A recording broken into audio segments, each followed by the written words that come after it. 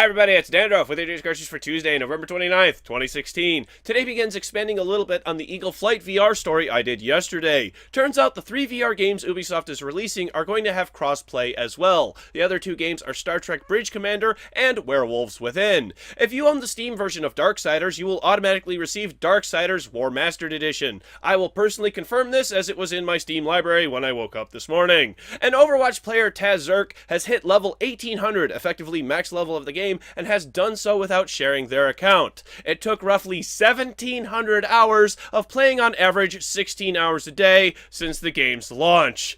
Wow.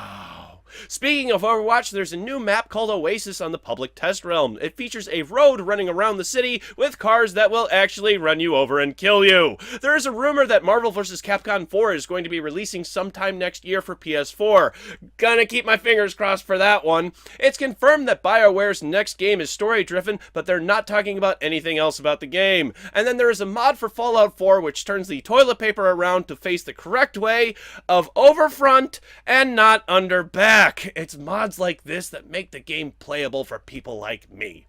On to release announcements, the first being for Stardew Valley, which is coming to PS4 and Xbox One next month on December 14th. And some sad news because Stardew has been cancelled for Wii U, but only because it's going to be coming to the Nintendo Switch instead. Speaking of the Switch, there's a rumor The Binding of Isaac could be making its way to the platform as well. In other Nintendo news, 3 different Nintendo theme parks are coming in conjunction with Universal Studios. One coming to Hollywood, California, one to Orlando, Florida, and one to Osaka, Japan. Both Nvidia and AMD have released drivers for the launch of Watch Dogs 2. AMD updates to driver version 16.11.5 and Nvidia updates to 376.09. City Skylines Natural Disasters DLC is out today along with a new trailer. Euro Truck Simulator 2 is getting an expansion next week so truckers can start hauling freight to France. Today, XCOM 2 received an update on PS4 and you can find the full patch notes in a link down below as well as links resources for all of today's stories. And making its way onto PS4 is LEGO Worlds next year on February 21st. Also coming to PS4 is Hand of Fate 2 sometime in the first quarter of 2017.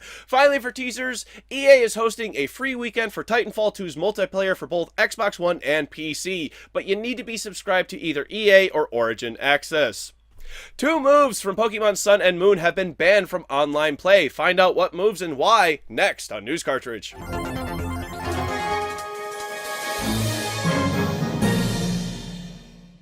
Today's top story is in 2 parts and is about Pokemon Sun and Moon. We begin with the first global mission, which began today. Trainers have until December 13th to collectively catch 100 million Pokemon.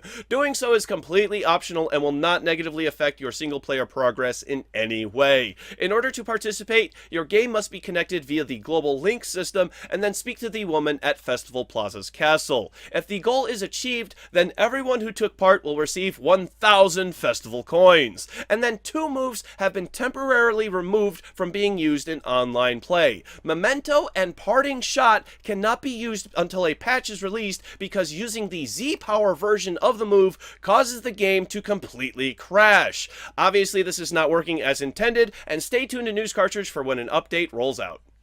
The Foundation update for No Man's Sky released on Sunday and quickly discovered was the limit on how big a base could be. There's a link to a Reddit post down below from a user who gives an 8-step instruction guide on how to remove the limit, which by default is set to 2,000. After following, you should be able to build until your heart is content. But this brings up an interesting notion. If you can mod the limit on how big the buildings can be, then that tells me that base building is done all on the client side, not on the server side. Which means that other players will never be able to see your creations. I could be wrong about this. Please let me know in the comment section down below if I am, but also let me know in the comment section if base building was good enough to bring you back to playing No Man's Sky. And the quick spot today is Rainbow Six Siege, the best shooter I have personally ever played. The Season 2 pass is now available for purchase, and it brings up a lot of interesting questions and ideas. Now, first of all, I have been telling everyone that if it's $25, I will buy it, but if it's $30, I won't. Well, I'm going to be eating my words on this one, but I'm going to pony up the extra $5 and get the season pass, mainly because the first season pass was $30 as well, and I felt content with the content it offered. And again, you are getting a similar package to the first season pass, including a renown boost and unlocking all operatives without the use of in-game currency a whole week before everyone else. The current season pass is no longer available for purchase. Finally today, we have boobs. Well, sweater boobs. No, I haven't lost my mind and I'm not trying to ruin my show. There's a game called Lady Killer in a Bind, and like many games out there, this one deals with adult relationships. You know, the ones that involve ball gags. Stay with me now. The version 1.11 recently released, and now it includes a safer work mode, which covers up anything that could be seen as taboo, with a festive holiday sweater. The suggestion is given to use this mode so you can play the game while in a public setting, and not show others that you're playing a game that involves naughty bits. Or use it to stream the game on Twitch. While Lady Killer in a Bind is not on Twitch's list of banned games, I suspect the only reason for that is because it hasn't been discovered yet. Twitch is rather strict about their banned games policy, and even though Steam does not sell games with nudity in them, many of these games are still on Twitch's list of banned games. With or without the safe sweater mode, I believe it's only a matter of time for Lady Killer in a Bind.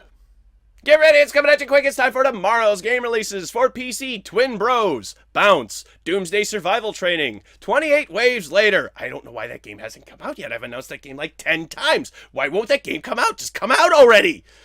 Townsman, Super Ninja Hero VR, Snow Day, Delicious, Emily's Message in a Bottle, Arcbox Unlimited, Crazy Saloon VR, Blade and Bones, Bunny and Piggy, Slingster, Western Adventure, Escape from Zelman Orbital, Second Coming, The Research Facility number 507, Luke Sidewalker, Where's the Fucking Light VR, and Drop Alive. For PlayStation 4, Industry Giant 2. Thank you very much, everybody. This has been News Cartridge. I am Dandruff. I will see you tomorrow. And why can't T-Rexes high five? Because they're all dead.